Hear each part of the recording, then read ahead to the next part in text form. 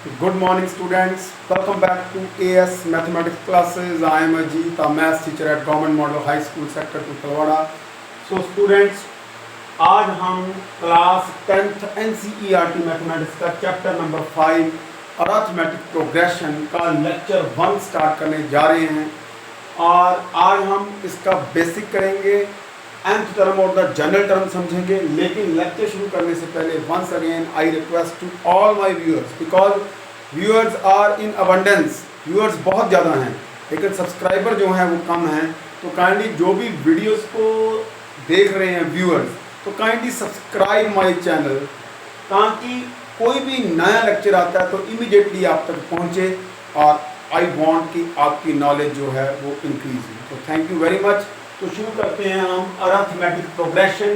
इसमें सबसे पहले प्रोग्रेशन पे बाद में मैं पहुंचूंगा, तो सबसे पहले हम कहेंगे कि सीक्वेंस क्या चीज है। ठीक है, अगर मैं हायर लेवल की बात करूं तो आपके ऊपर से निकल जाएगी कि सीक्वेंस क्या है। तो सीक्वेंस एक्चुअल में एक फंक्शन है जिसकी domain is the set n of natural numbers and range में भी एनी सेट और सेट ऑफ रियल्स, है ना। अगर रियल सीक्वेंस है तो ये तो आपके समझ से बाहर है, क्योंकि अगर +1 या +2 में हो तब भी आपको डोमेन का थोड़ा पता चलेगा। तो इसकी बात तो मैं नहीं करूँगा, सिंपल लैंग्वेज में करूँगा। मीन्स सीक्वेंस कोई भी, मतलब मैंने टर्म लिखी, मैंने लिखा है 1, 5 में 9 लिख दिया, फिर 11 लिख दिया, फिर 1/2 लिख दिया, ऐसे, ठीक है ना। और जैसे मैंने लिख दिया 2, 5, 9 से 15 से -2, है ना, ऐसे, और 1/2, 1, 3, 5, 7/2, ये सारी सीक्वेंसेस हैं, ये सारी सीक्वेंसेस हैं, ठीक है। और बात करें हम प्रोग्रेशन की, क्योंकि हमारा चैप्टर है अरिथमेटिक प्रोग्रेशन। ये मैं आपको बताऊं कि देखो, जो मैंने ये सीक्वेंसेस लिखी हैं, 1 के बाद 5 आ गया, 9, फिर 11 आ गया, तो 1/2 हो गया, इधर 2 आया, फिर 5 आ गया, फिर 9 आ गया, फिर 15 आ गया, फिर -2 आ गया। तो ये जो टर्म्स मैंने लिखी हैं ऐसे सीक्वेंस की, ये कोई स्पेशल रूल को फॉलो नहीं कर रही कि एक स्पेशल रूल फॉलो करें कि जैसे अगर 1 के बाद 5 आया, 5 के बाद 9 आ गया, ओके, लेकिन 9 के बाद 11 आ गया, फिर 1/2 हो गया। तो कोई पर्टिकुलर पैटर्न जो है, जो पर्टिकुलर रूल जो हैं वो टर्म्स फॉलो नहीं कर रही हैं। लेकिन जब सीक्वेंस की टर्म्स जो हैं, when the terms of a sequence follow some definite order, मैं आपको बताऊं प्रोग्रेशन चीज क्या है। प्रोग्रेशन क्या चीज कह रहा है कि when terms of a sequence follow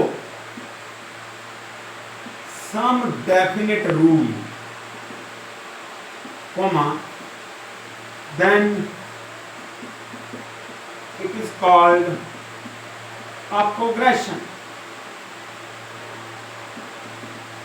तो हम उसको प्रोग्रेशन कह देंगे। जैसे कि फॉर एग्जांपल मैंने लिखा 2, 7, 12, 17, ऐसे ही 2, 4, 8, 16, 24, फिर मैंने लिख दिया 40, 20, 10, 5, 5/2, 5/4, 5/8, 5/16।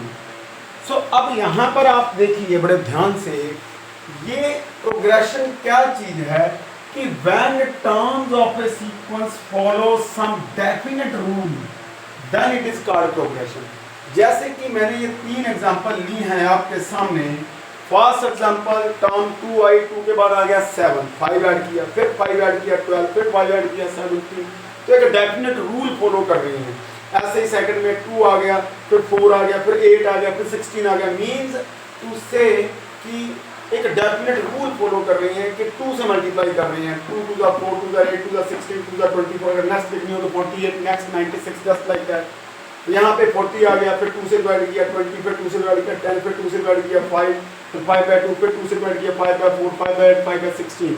तो ये जो मैंने सीक्वेंसेस लिखी हैं, इनके टर्म्स जो हैं they are following some definite rule. एक रूल के तहत टर्म्स लिखी गई हैं।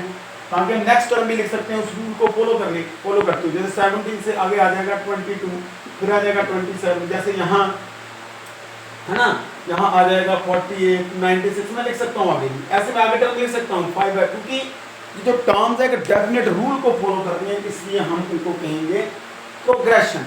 तो अभी हम आते हैं अपने चैप्टर के ऊपर, दैट इज अरिथमेटिक प्रोग्रेशन। नाम से कुछ क्लियर हो रहा है। अगर मैं प्रोग्रेशन कह रहा हूं तो इट मीन्स इसके टर्म्स जो हैं वो सम डेफिनेट रूल जो हैं उसको फॉलो कर रही है। तो व्हाट इज एन अरिथमेटिक, और एपी कहते हैं शॉर्ट में इसको, क्या कहते हैं, एपी। तो अरिथमेटिक प्रोग्रेशन क्या है, देखिए ध्यान से, और मैं बताऊंगा भी आपको क्यों कहते हैं। वो कहता है कि any sequence is said to be an AP if the difference between any two terms, but after the first term, between the any two consecutive terms,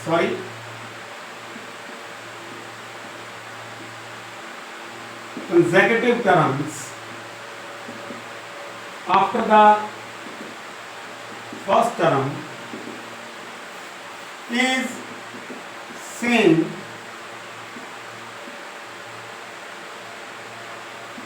throughout the sequence,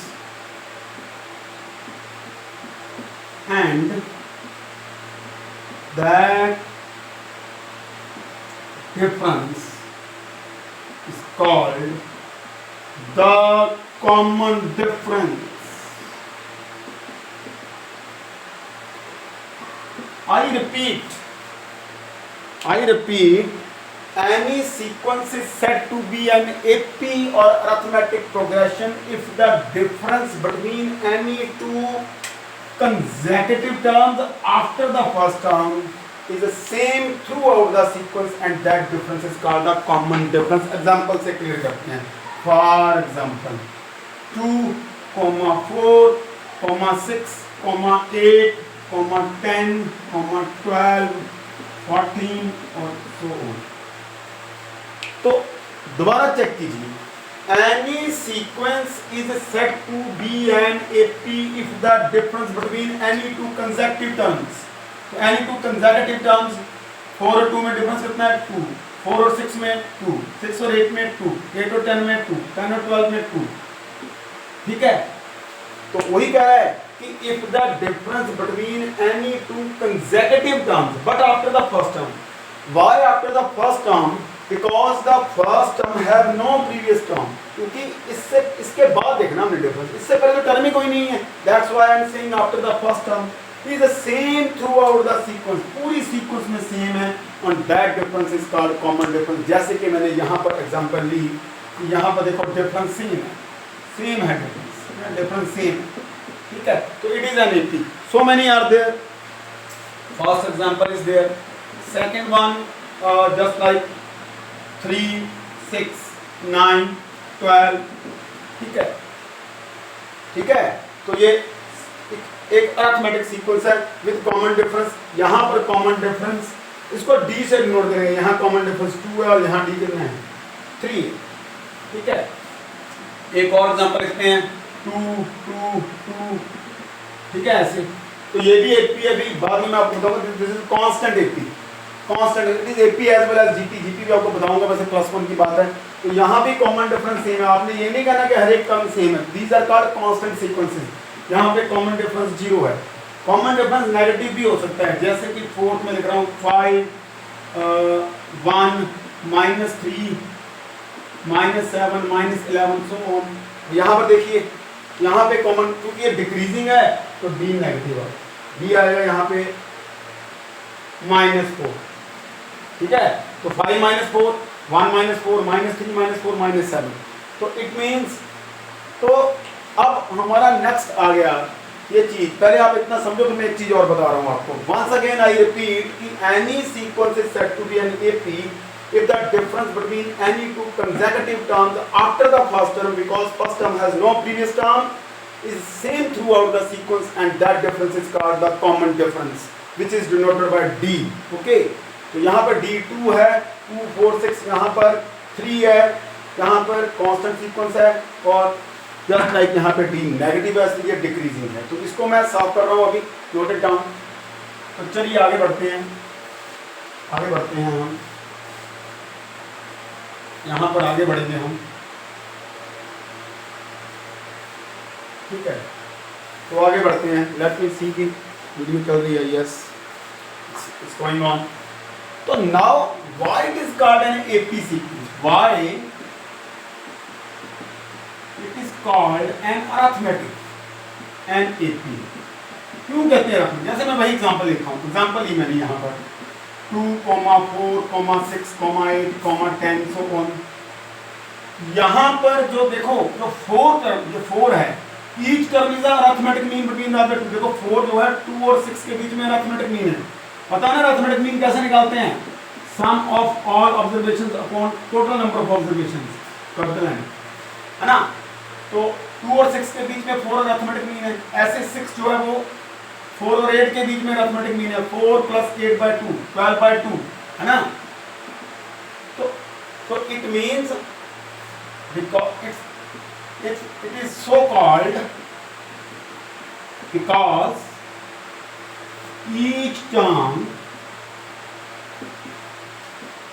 is the arithmetic mean between the others two।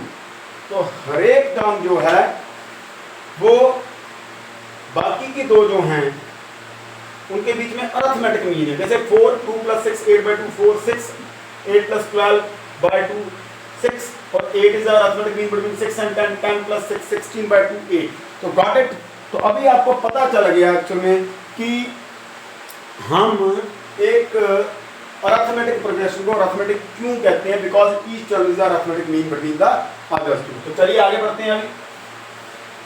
तो जब भी हमने देखो जब भी हमने AP लिखनी है तो वहां पर हमें 3 चीजें चाहिए, ठीक है। तो जैसे मैं अभी मैं यहां पे लिख रहा हूं चैनल टर्म और the nth term of an AP, but it is from the beginning, starting से।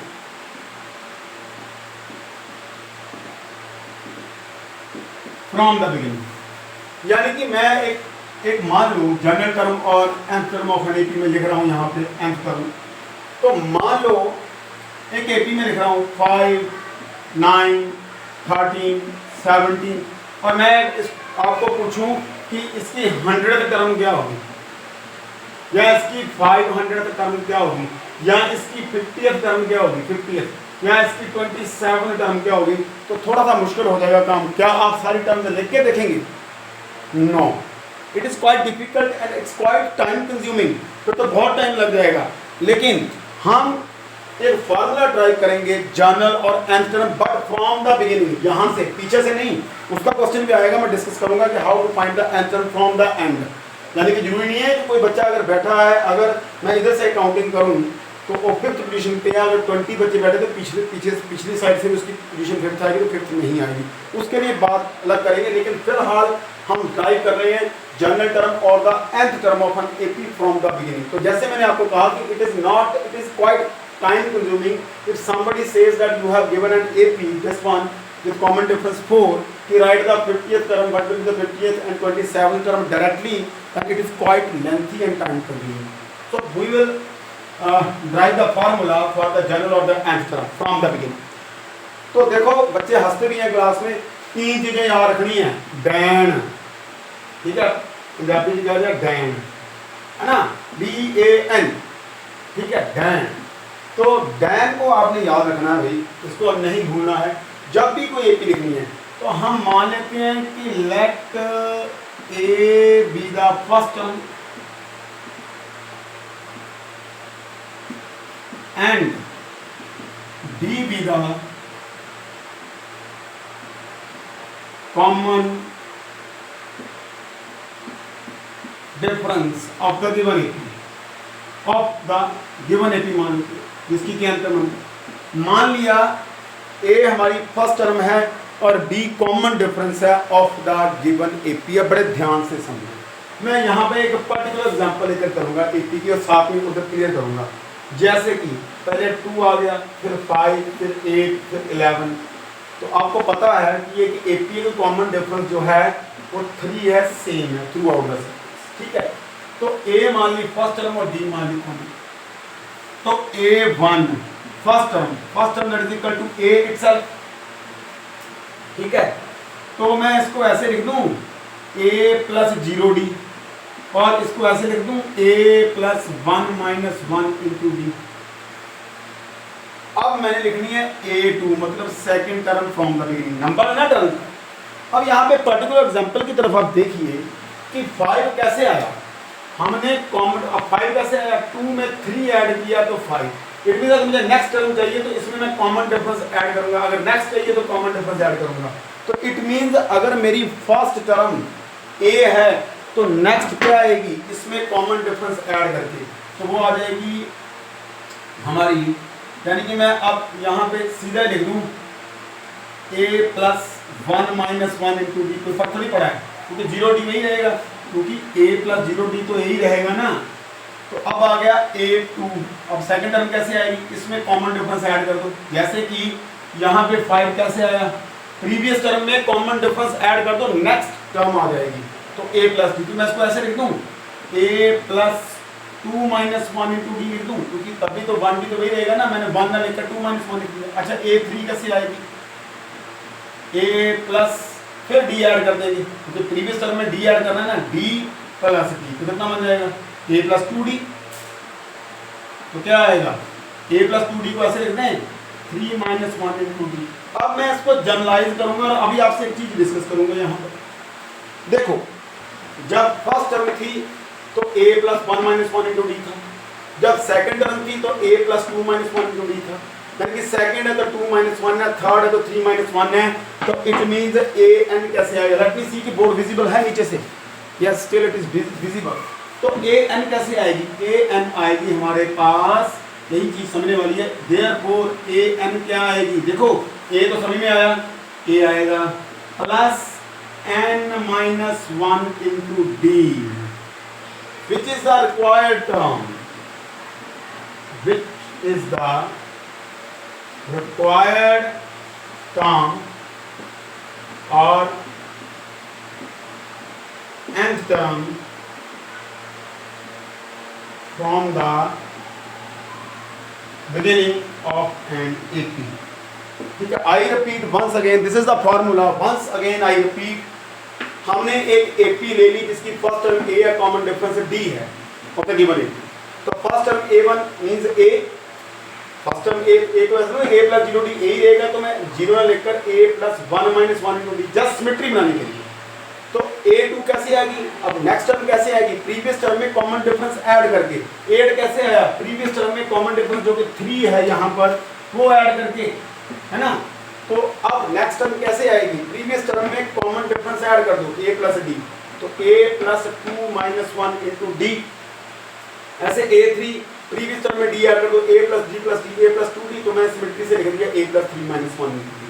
तो जब मैंने ये सिमेट्री देखी तो मैंने देखा फर्स्ट टर्म है तो A plus 1 minus 1 into D, second term है तो A plus 2 minus 1 into D, third term है तो A plus 3 minus 1 into D. तो मैंने जनरलाइज कर दिया कि AN क्या है, A प्लस अगर 1 है तो 1 माइनस 1, 2 है तो 2 माइनस 1, 3 है तो 3 माइनस 1, N है तो N minus 1 into D, which is the required term of the nth term of an AP। हम एक एग्जांपल लेके मैं आपको समझाऊंगा, इसको नोट कर लीजिए, ठीक है। तो चलिए बढ़ते हैं, ठीक है, आगे, और एक आधा एग्जांपल लेकर मैं आपको समझाऊंगा भी, ठीक है, समझाऊंगा भी आपको। जैसे कि मैं छोटी एग्जांपल दूंगा, फॉर एग्जांपल 2 4 6 8 10 12 16। अभी देखो इस ये एक एपी है, यहाँ पे ए कितना है, फर्स्ट टर्म कितनी है 2, common difference through out the sequence same है, कहीं भी दो कंसेक्यूटिव टर्म में डिफरेंस निकाल दीजिए। जैसे कि मैं यहाँ ले रहा हूँ, यहाँ ले लो, वैसे पता चलेगा 2 ऐड हो रहा है, 2 + 2 4 + 2 6, तो नेगेटिव बता वो भी 2 है। अब आपको पता है कि first second third fourth fifth term 10 है ना, छोटी एग्जांपल से समझाने के लिए देखते हैं कि फार्मूला सही है। अब हमें पता है ए एन क्या होता है फार्मूला, a + n - 1 × d, ये अभी निकाला, तो हमें क्या निकालना है a 5, तो चेक करो a आ गया 2 + 5 - 1 × d भी 2, तो देखो 2 + 5 - 1 4 × 2, 2 + 8 कितना आ गया 10, तो इट मींस 10 ही है ना। तो ये मैंने आपको एग्जांपल समझाई, शॉर्ट एग्जांपल है, आपको पता चल जाएगा 1 2 3 4 5, ठीक है 10 ही है ना। तो इट मींस टू से, देखो बड़ी इंपॉर्टेंट चीज यहाँ पे समझने वाली है कि फार्मूला एक बार फिर देखिए, an = a + n - 1 × d। It means अगर आपने a 99 निकालना तो यहाँ आएगा a + 98d, 99 - 1। अगर आपने a 50 निकालना है तो कितना आ जाएगा a + 49d। आपने a 25 निकालना है तो a + 24d, गॉट इट। आपने a 7 निकालना है तो आ जाएगा a + 60, यानी कि एक कम। तो फार्मूला आपको याद हो गया होगा। तो अभी जैसे नोट इट डाउन, तो अभी जैसे कि मैंने आपको बताया कि हमें एक एपी दी गई 1 4 7 10 13, और कोई कहे कि इसकी 50वीं टर्म निकालो कौन सी होगी, तो लिखते हुए टाइम कंज्यूमिंग पैटर्न बन गया वो। तो डायरेक्ट हमें पता है इट इज एन एपी। ए कितना है हमारा 1 और डी कितना है 4 - 1 3, 4 - 1 3। तो ए एन का फॉर्मूला लिख लो, ए एन क्या होता है a + n - 1 × d। तो स्टार्टिंग से 50 से निकाल दिए तो ए कितना आ गया 1 + 50 - 1 49 आ जाएगा, और इंटू डी कितना 3 है हमारा, तो 1 + 49 × 3 क्या बन गया 1 + 147, तो 148 आएगी। देयरफॉर a 50 क्या आ गया 148। इट मींस इस एपी की जो हमारी 50th टर्म होगी वो 148 होगी, गॉट इट, समझ लग गया। तो चलिए मैं आपको बताऊं, क्योंकि आपका वैसे तो सीक्वेंसेस बहुत टाइप की हैं, ठीक है, लेकिन मेनली जो एपी की है, एपी जो सीक्वेंस है दो तरह की है, मेनली 2 तरह की है। एक तो है इंक्रीजिंग एपी, एक है डिक्रीजिंग एपी है। जो इंक्रीजिंग होगी उसमें डी होगा पॉजिटिव, जो डिक्रीजिंग होगी डी नेगेटिव। फॉर एग्जांपल जैसे मैंने लिखा 7 11 15 19 ऐसे, है ना।